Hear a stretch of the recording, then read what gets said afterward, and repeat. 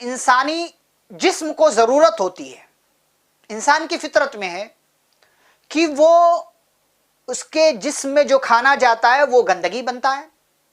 اب اس گندگی کو جسم سے باہر نکلنا ہے تو اس کے لیے بیت الخلا میں انسان جاتا ہے، ٹوائلٹ میں جاتا ہے.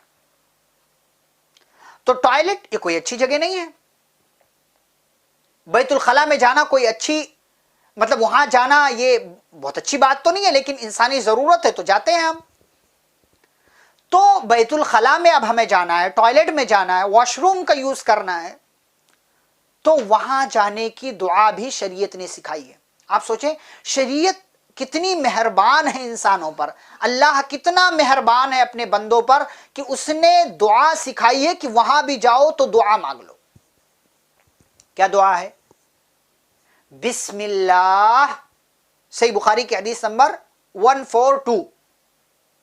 بسم اللہ اللہم انی اعوذ بک من الخبث والخبائث. یہ بچوں کو بھی یاد ہوتی ہے، تمام لوگوں کو تقریباً یاد ہوتی ہے. تو کیا دعا ہے؟ بسم اللہ. لیکن اکثر لوگ کیا پڑھتے ہیں؟ صرف اللہم انی اعوذ بک من الخبث والخبائث. حالانکہ بسم اللہ کا بھی ثبوت ہے، بسم اللہ پڑھ کر جانا.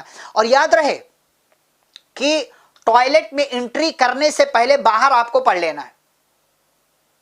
حدیث کے الفاظ ہیں کہ جب نبی صلی اللہ علیہ وسلم خلا میں یعنی جہاں آپ کو قضائے حاجت کرنے جانا ہوتا تھا ضرورت کے لیے، وہاں داخل ہونے سے پہلے جب آپ خلا میں داخل ہوتے تھے تو دعا پڑھ لیتے تھے. یعنی ابھی آپ ضرورت کے لیے بیٹھے نہیں ہیں، اس سے پہلے ہی آپ پڑھ لیا کرتے تھے دعا.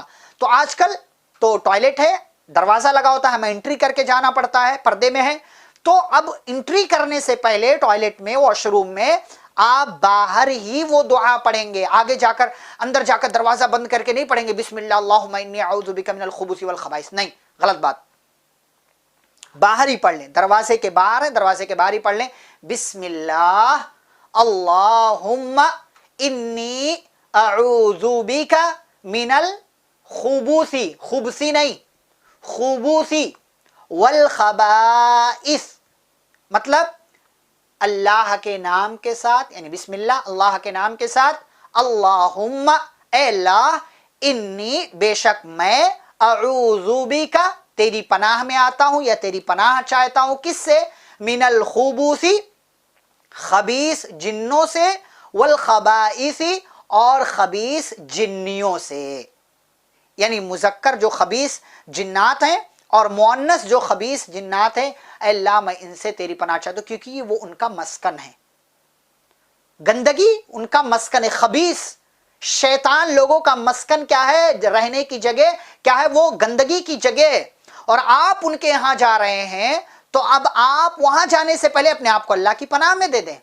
اللہم انی اعوذ بک من الخبث والخبائث. لیکن اس دعا سے پہلے بسم اللہ پڑھنا نہ بھولیں.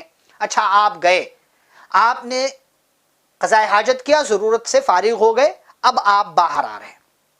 آپ باہر آ گئے تو اب کیا دعا پڑھنا ہے؟ بیت الخلا سے نکلنے کی دعا اب آپ پڑھیں گے. سنن ابو داؤد کی حدیث نمبر 30 صحیح حدیث ہے، اور دیگر احادیث کی کتابوں میں بھی یہ دعا ہے. کیا ہے؟ غفرانک، اے اللہ میں تیری بخشش، تیری مغفرت چاہتا ہوں. کیوں؟ اس لیے کہ اللہ میں بندہ ہوں، گنہگار ہوں، میں اس لائق نہیں ہوں کہ تیرا اتنا بڑا کرم مجھ پر ہو کہ یعنی ایک تو نے میری پیٹ کی گندگی جو ہے وہ باہر نکال دیا. بہت سارے لوگ دیکھے بیچارے ان کو پیشاب نہیں ہوتا، قضائے حاجت نہیں ہوتی، یا وہ بستر پر کرتے ہیں، اور جب توفیق مل گئی یعنی مطلب اللہ نے اتنی طاقت دے رکھی کہ جائے اور کر کے آئے، کسی طرح کا کوئی مسئلہ نہیں، تو ہم گنہگار ہیں، اللہ اس لائق نہیں ہے، اللہ بس تیرے ہی فضل و کرم سے سب ہو رہا ہے، تو اللہ تو ہمیں معاف کر دے، ہم تیری مغفرت چاہتے ہیں. اور اسی طریقے سے شیطان کے گھر میں آپ گئے تھے، خبیث لوگوں کے گھر اور مسکن میں آپ گئے تھے، صحیح سلامت واپس چلے آئے، تو اللہ کے شکر کے طور پر غفرانک کہیں کہ اللہ میں تیری مغفرت چاہتا ہوں، تیری بخشش چاہتا ہوں، تو مجھ کو معاف کر دے. تو یہ دعا ہے، اس دعا کا اور ان دعاؤں کا ہمیں اہتمام کرنا چاہیے.